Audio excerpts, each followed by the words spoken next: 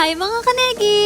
For today's video, pupunta kami ng Bigan. Mamimili kami ng mga pasalubong. Kasama natin sila Enzo, Tito, and syempre si Kanegi. Nakatulog ako dyan mga kanegi dahil nahihilo na ako. Last day na pala namin ngayon dito sa Abra. 5 days pala kami dito mga kanegi. Pero parang ang bilis ng araw, uwian na agad. At yan na nga, pupunta na kami ng Bigan para mamili. Sa mga oras na yan, naghahanap kami ng parking. Buti pa mga kabayo, nakapark na. Sobrang hirap pala maghanap ng parking pag ganitong oras mga kanegi. Hi, salamat nakapag-park din. At yan na nga mga kanegi, tignan nyo naman, sobrang ganda ng plaza. Naglakad na nga kami dyan, pupunta kami ng palengke para mamili ng dried fish. Dahil yun na request ni Papa, marami kasing bilihan ng dried fish dito mga kanegi at sobrang sarap. At yan na nga mga kanegi, nandito na kami sa palengke at hinahanap na namin si Nanay. Sa kanya kami bibili ng dried fish dahil masarap daw ang mga paninda niya.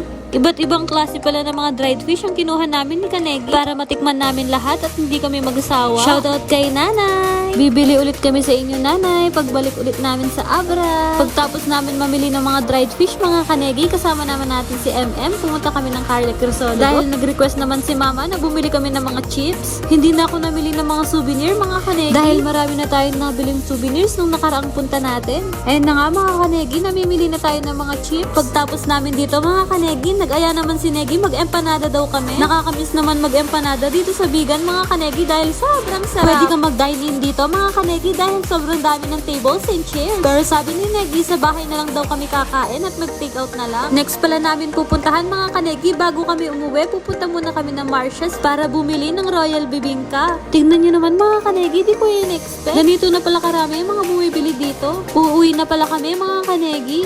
Thank you sa panonood!